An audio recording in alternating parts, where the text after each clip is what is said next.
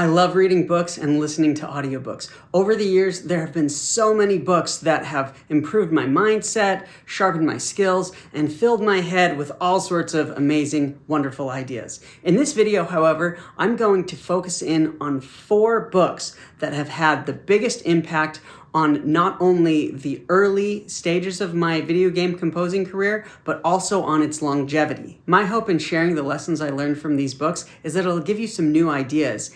And maybe one of these books will give you the key that will unlock your career or help it move to the next level. Let's start off with book number 4, Family First Composer by Stephen Malin. This book paints a great picture for what it looks like to be a modern media composer. It shows you how you can begin replacing day job income with music-related income and eventually moving to full-time composing. What made this book so valuable to me early on is in the wide variety of topics that it covers. In the beginning, I had a lot of drive, a lot of passion, but I basically knew nothing about the video game, game audio, and scoring industries. This book opened my eyes to all sorts of possibilities and connected many dots. Just look at the table of contents. It dives into things like how much to charge clients, whether you really need a website or not, finding custom music work, offering services and products, and so much more. One of the most practical takeaways I got from this book was the idea of raising your rates by 30% with each new gig that you get. So my first gig, I charged $250 per minute of music. The next gig, I charged $325 per minute of music. The next gig, I charged $425 per minute of music. Now let me tell you that this was never easy. Every time I raised my prices, it pushed me way outside of my comfort zone. But it also boosted my confidence in the value of my music. It motivated me to really push myself and deliver the best music possible for my clients. And it got me comfortable knowing how to charge professional rates for each project that came in. Also, raising my rates brought more money into the business, which allowed it to grow more. The only reason this book is number 4 on my list is because a few of the ideas in this book just seem a little bit outdated to me, but the number of outdated ideas are far surpassed by the number of helpful ideas. I especially recommend this book if you are new. If you are thinking about starting a game composing career or you just barely started your game composing career, this book can be an invaluable resource to you in opening up your mind to all sorts of possibilities and helping you to structure your business even better. The next book is Composing Music for Games by Chance Thomas. While Family First Composer is a book about being a media composer in general, with some good focus on video games, this book right here is completely focused on the career and the skill set of a video game composer. In fact, as you can probably tell, this book was written as a textbook to be used in university video game composition programs. And it's just really beefy and amazing and goes into all sorts of depth in being a video game composer. Game composer veteran Chance Thomas, look him up if you're not familiar with his work, goes into so much detail on things like the role and purpose of music in games, different types of music assets like intros, loops, stingers, tags, etc. How to plan a game's soundtrack, pathing, creating adaptive music, how to price your work, how to find clients, and so much more. Even though I've read it cover to cover at least twice, I still pull this book off the shelf and use it as a reference. This book came to me shortly after I landed my first 2 game scoring gigs. I didn't really know how to plan out a game's soundtrack or design adaptive music or reliably compose music in a way that enhanced the gameplay. This book gave me the tools to do all of those things. It helped me to show up as a professional from the very start, which not only made those first projects stronger, but also led to thousands of dollars in future referrals that I would get from those early clients. This is the most expensive book on the list. At the time I bought it, I was very, very poor. $50 seemed like a fortune to spend on a book, but it has paid itself off many, many times over. I highly recommend. Next is Atomic Habits by James Clear, probably the most actionable book I've ever read.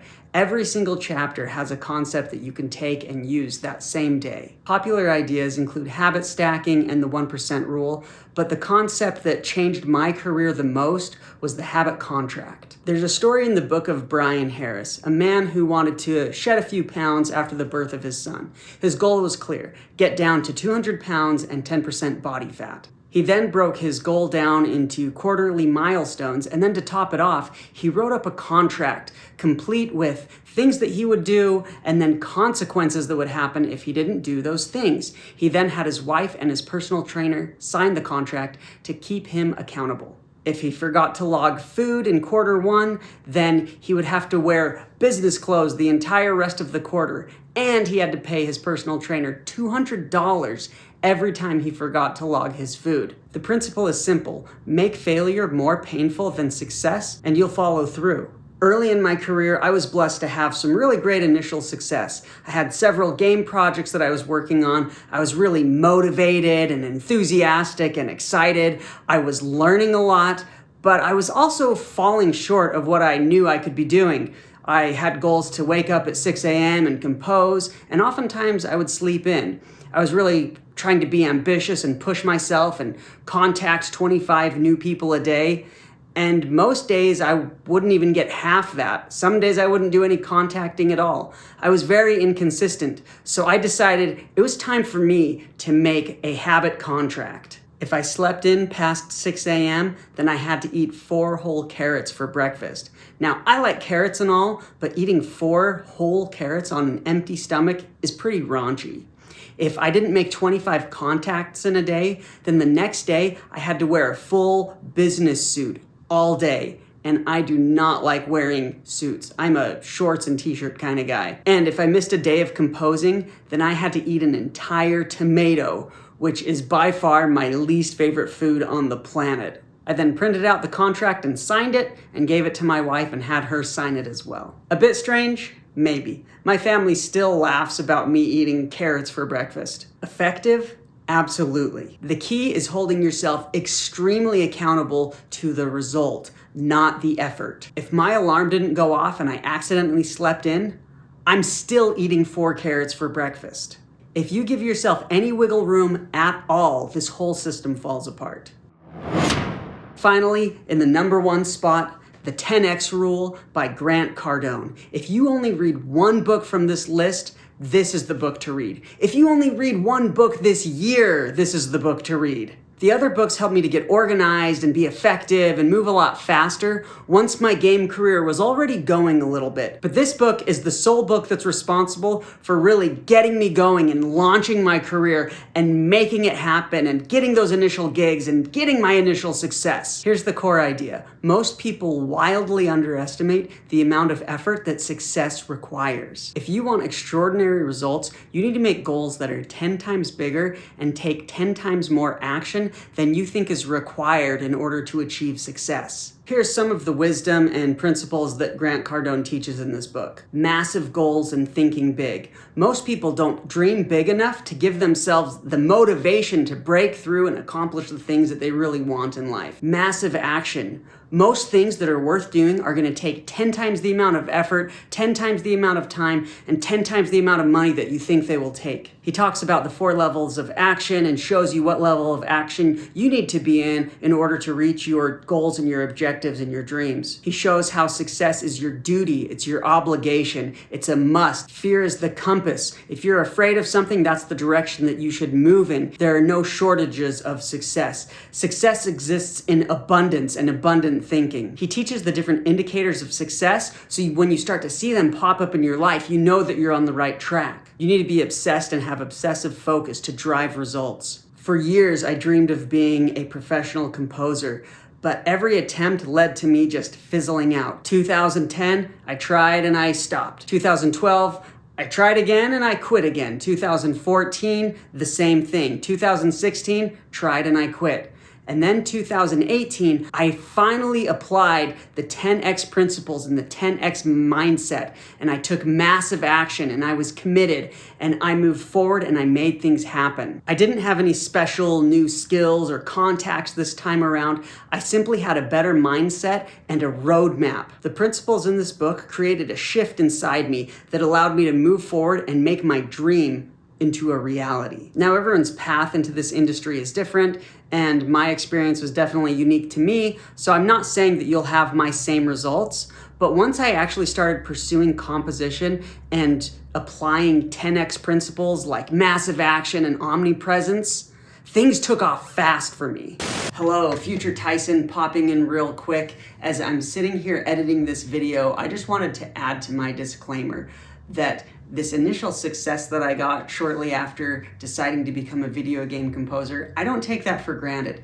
It felt like a mixture of timing, luck, and blessings, and there's no way that I could replicate those kind of results. In fact, I know lots of composers who work just as hard as I did, if not even harder, and it took them a lot longer to get their initial game scoring gigs. That being said, I hope to show how using the principles in this book put me in a place where these lucky opportunities could come to me. I've heard Grant Cardone say, "The harder I work, the luckier I get." So though we can't control who hires us or the opportunities that come to us all the time, there are things we can do to stack the odds in our favor, to put ourselves in a place where those kind of opportunities can come to us, even if we can't control how or when. All right, now back to the video.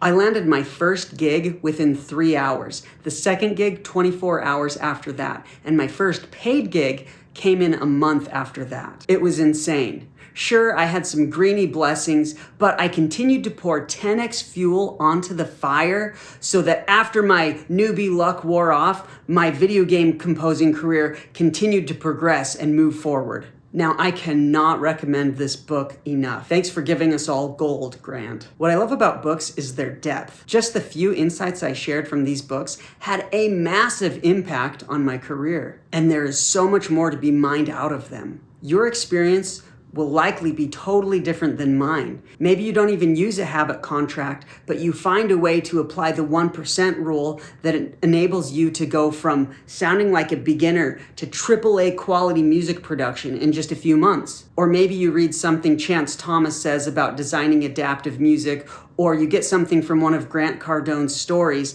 that leads to you winning a Game Audio Network Guild Award for your first game soundtrack that you score. You never know what kind of doors these books will open in your brain and in your career. I hope you'll check these books out. I'll leave an Amazon link in the description below for each one of them. And I love reading, so if you have any must-read book suggestions, please leave them in the comments below and I would love to check them out. See you in the next one. Bye.